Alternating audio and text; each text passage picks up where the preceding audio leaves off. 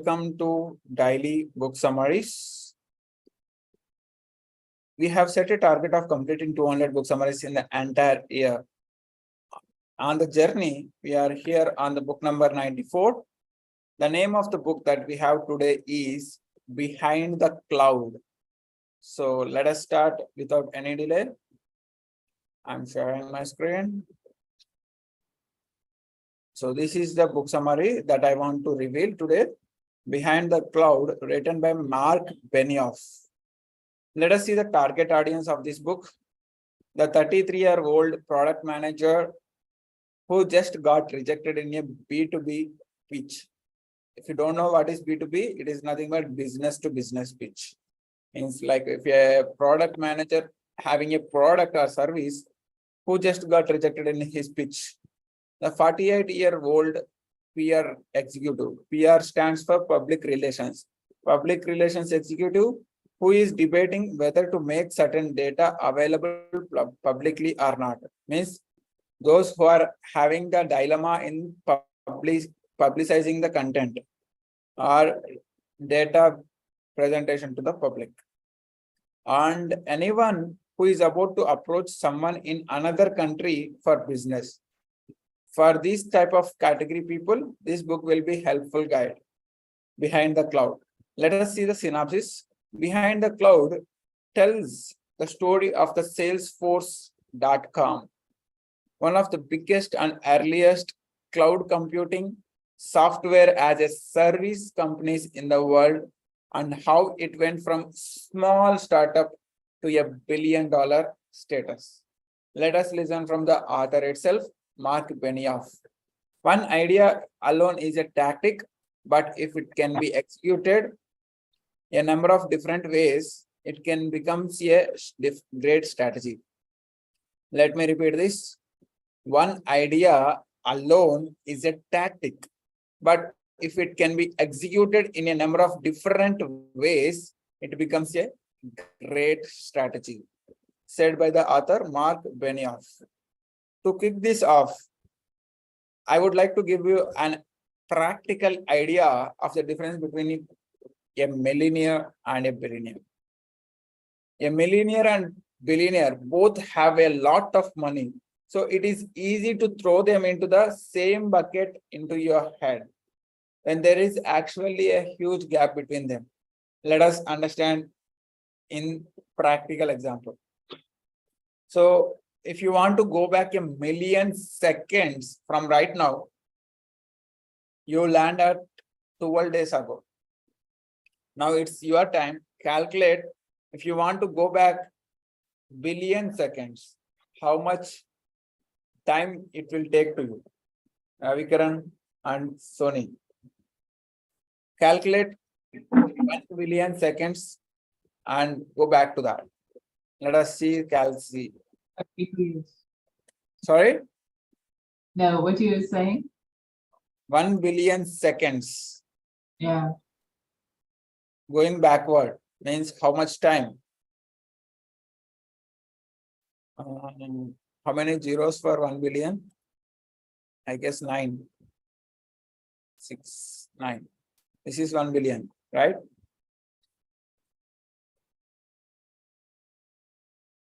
Yes, it is 9. So this is the 1 billion seconds, right? So let us convert into the minutes. So these are the minutes. Let us convert into the hours. Let us convert into the 24 days. And let us convert into the 365 years. So it comes around 32 years. If you take 1 million, it is like simply 6 zeros divided by 60, divided by 60. This is 11 days or 12 days. This is the difference between million and billion.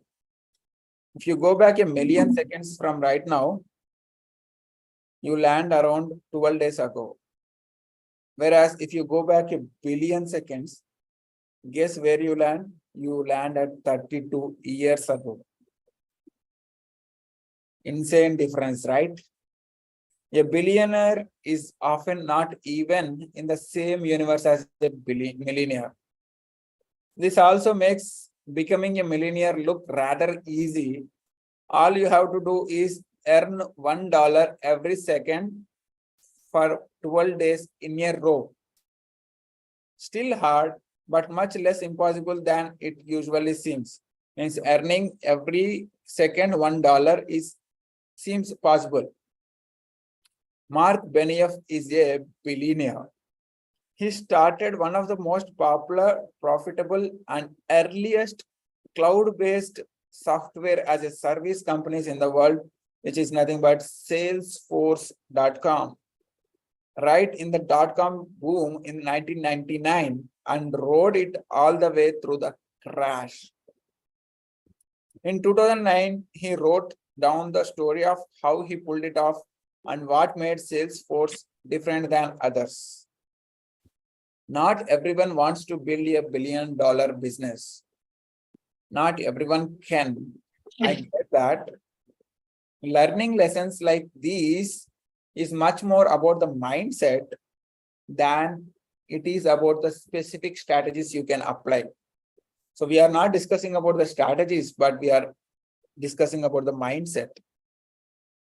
By observing the thinking of the people like Marc Benioff, we can learn a lot about how they make decisions and how navigate the world of business, which will help us with entirely different challenges that we don't even know we are run into yet. Behind the Cloud is a solid read for entrepreneurs. So if you are one of the entrepreneur, or if you want to become one of the entrepreneur, then this book is a solid read for you. Let us see the top 3 lessons from this book. Here are the top 3 lessons from this book. Even if you are in a B2B market to the end user of your product. Means you need to market means like selling or giving service to the end user of the product. Don't be afraid to do what is best for the customer, even if it could hurt you. This is the powerful lesson that hit me hard. Don't be afraid to do what is best for the customer, even if it could not possible to you or if it could hurt you. Respect other cultures when expanding internationally. These are the 3 lessons that Marc Benioff learned in his journey from the Salesforce.com. So marketing to the end user of the product. So give the best to the customer. Respect other cultures when expanding internationally. If you are aspiring to build a business, then these are for you. Let us take a peek behind the cloud. Lesson number 1. I recommend you to take digital notes or physical notes, and we can discuss at the end of the session. Focus on your marketing on the end user of your product, even if you are in B2B. End user means the person who use their product or service. The only way to become a billion-dollar business is if people talk about you. Let me repeat this statement. The only way to become a billion-dollar business is if people talk about you a lot.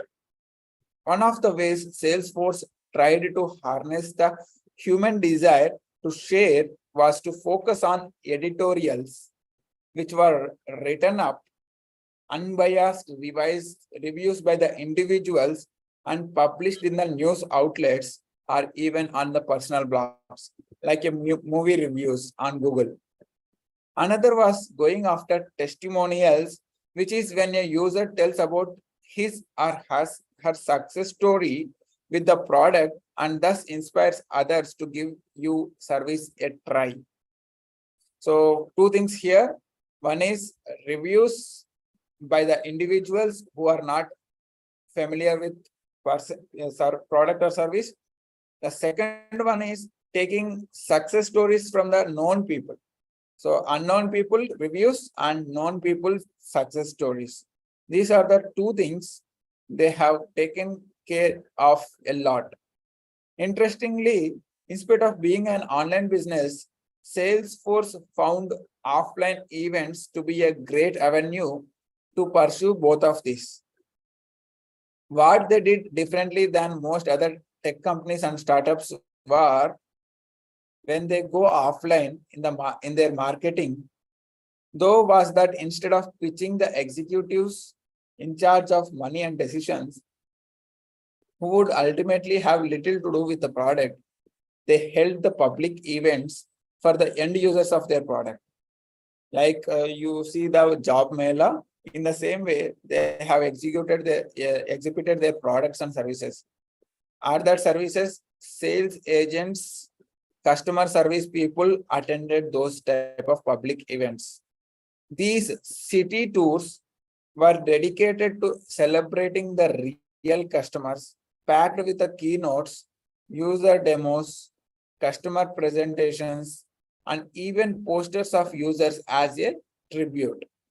As a result, around 80% of the prospects ended up becoming customers. Let me repeat this powerful practical example. The city tours, which were dedicated for celebrating real customers, packed with the keynotes, means the presentation before starting the main presentation, keynotes, user demos, like launching a product or service on the presentation, customer presentations, like those who are already using the product, they give the presentation, and even posters of the users as a tribute. As a result, around 80% of the products became customers. Eventually, they later replicated this by hosting private cocktail parties, which were less costly, but just as user focused. Let us move on to lesson number 2. Always do what is best for your customer, even if it scares you and might hurt your business. Salesforce started with a mission to bring out the end of the software. Salesforce started with a mission to bring about the end of the software. That is a scary thing to announce, but even scarier thing to actually live and breathe. On several occasions, this meant Marc had to make decisions that had the potential to hurt the business, but were ultimately what was the best for the customer. For example, they used a model called multi-tenancy. Multi-tenancy is a model name which meant users could use the software right from the Salesforce servers, but still work with their own data, kind of like everyone in an apartment building pays cleaning fees, but still has their own apartment. Like a maintenance fees, if you are in the apartment, you know about the maintenance fees or other fees that you pay. You pay for the maintenance, but apartment belongs to you. So it is like the same way. Multi-tenancy is like you pay the service charges for them and it is belonging to you. Now, cloud computing has become standard. Even few branches in the engineering colleges are adapting cloud computing as a certain specialization. But think about how scary this was in 2000. However, because it allowed Salesforce to give all users access to new features and updates simultaneously, it improved the experience of everyone. Similar decisions include a public bug report system and giving all developers access to the code to build their own apps on top of the platform. This is the changing period of the business.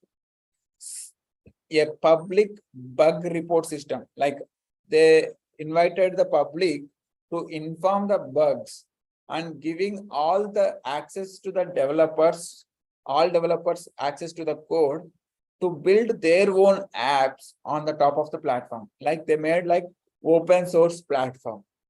Now they can use that platform to modify and they create their own app. So that's how open source softwares and products works, which helps the best for the customer. Means like if you want to have a customized car, you can have the model and you can customize your own car. In the same way, the customer will get benefited if that type of things comes in the future. So here are the first two lessons: focus on marketing and always do what is best for the customer. Let us see the lesson number 3. When going global, remember to respect the context of other cultures. Suppose if you are going to other countries, you need to abide by their rules and you need to abide by their culture and tradition. I'll admit this one is probably far off in the future for you, but it is a worthy reminder nonetheless. When Salesforce dipped into its toe into overseas, means like when it enhanced its market to the overseas market, water for the first time, it set up headquarters in Dublin, Ireland for 2 reasons. They spoke English. The tax rate at that time was just 12.5%. This made it less scary and easier to get into the mindset of adapting to the each new market's individual culture and needs. For example, to break into Germany, they hired only German native speakers. So people who called in weren't immediately faced with a language barrier. Means, let me repeat the statement. To break into Germany, to establish the company in the Germany country, they hired only German speakers rather than hiring the English speakers. So people who called in, means who came into the interviews, weren't immediately faced with a language barrier. So that's how they have treated the employees in the overseas countries. To satisfy the high standards of corporate partners in London, they held meetings in the big hotels instead of renting expensive office space. And because people in Japan are modest, respectful, and reserved, they decided not to market as aggressively as they did in the US, choosing to slowly ease into conversations by mentioning more famous Western names like Google or Amazon alongside their own. Once they closed the deals with Canon and Japan Post, they could use those as references and selling became a lot easier for Salesforce. Remember, different cultures have different contexts, which must be respected in business just as much as in life. So these are the top 3 lessons that we can take care of. Market to the end user of product. If you have any product or service with you, market to the end user. Take 2 things. One is unbiased reviews from the public and the success story of your testimony. These 2 things will help you to improvise your products and services strategies. And second thing, do what best for customer, even if it is little hurt you in the initial stage. And finally, respect other cultures when you are expanding your product or service to the national market as well as international market. Hope so you have got the difference between the billionaire and millionaire mindsets. So let us enhance our mindset to the billionaire mindset and focus on the end user and their benefits, and respecting their cultures will enhance our life as well as